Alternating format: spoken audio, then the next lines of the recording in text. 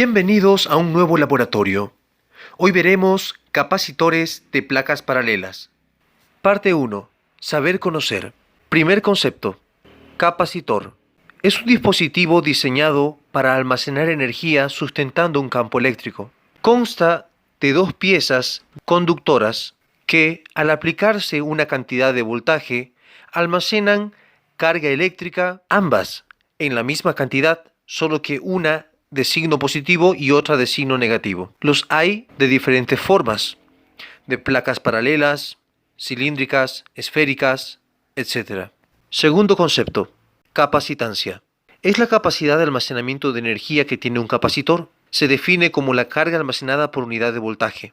Se representa con la letra C. C es igual a Q sobre B, donde C es capacitancia, Q es carga y B voltaje. La unidad en el sistema internacional es faradio. Tercer concepto, capacitor de placas paralelas. Es un capacitor que consta de dos placas rectangulares paralelas de determinada área A, separadas una cierta distancia D. La capacitancia de este tipo de capacitores viene definida por su geometría y su fórmula es C igual a epsilon 0 por A sobre D, donde C es la capacitancia, epsilon 0 es la constante de permitividad del medio en el vacío, A es área de las placas y D es la distancia de separación entre placas. Parte 2. Saber hacer. 1.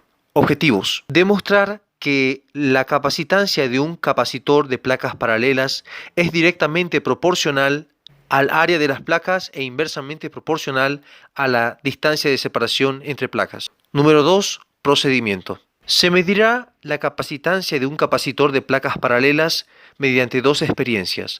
En la primera, se definirá un valor de distancia entre placas D para que se mantenga constante en las mediciones y vamos a variar el valor del área de las placas. Se notará que al variar el valor de las áreas, variará también el valor de la capacitancia.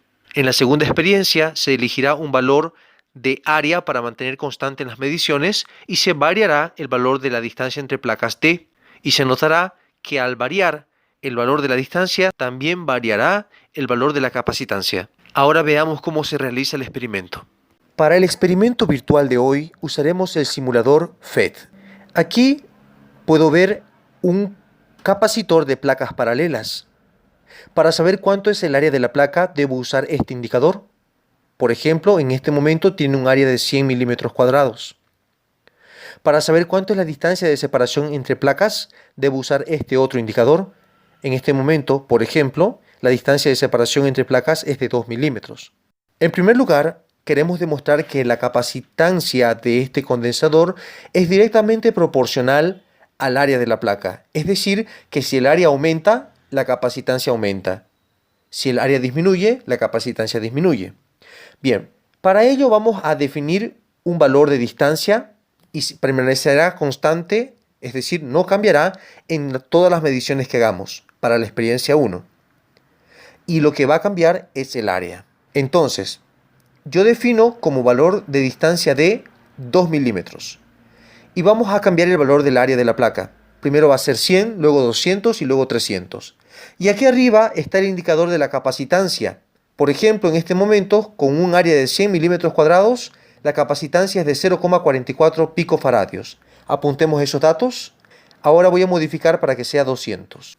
Para un área de 200 milímetros cuadrados, la capacitancia es de 0,89 picofaradios. Apuntemos eso. Ahora vamos a modificar para que sea de 300 milímetros cuadrados. Bien, para un área de 300 milímetros cuadrados, la capacitancia es de 1,33 picofaradios, según el medidor de capacitancia. Apuntemos esos valores.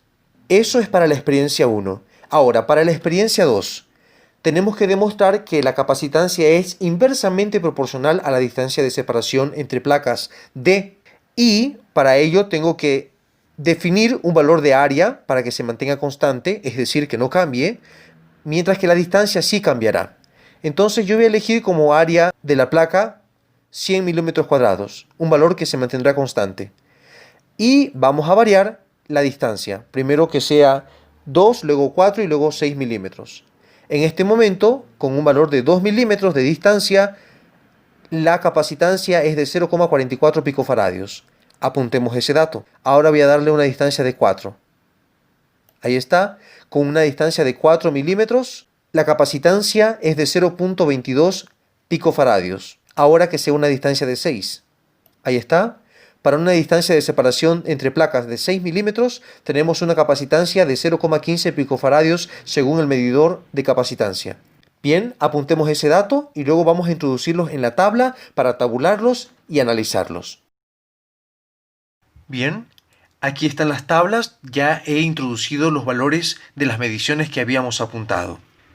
Recordemos, tenemos que hacer dos experiencias. En la primera experiencia se mantenía la distancia entre placas constante, sin variar su valor, mientras que el área de la placa sí variaba su valor. Esto para demostrar que la capacitancia era directamente proporcional al área. Es decir, que si el área aumenta, la capacitancia también.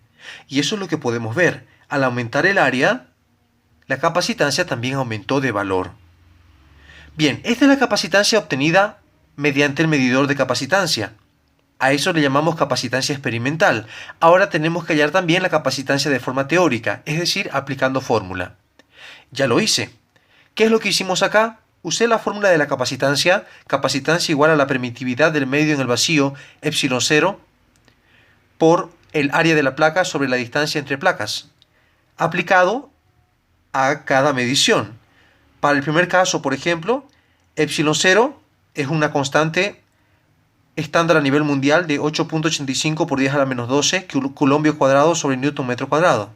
El área 1 sería, área 1, 100 milímetros cuadrados, llevados a metros cuadrados es 100 por 10 a la menos 6 metros cuadrados. Y la distancia 1, 2 milímetros.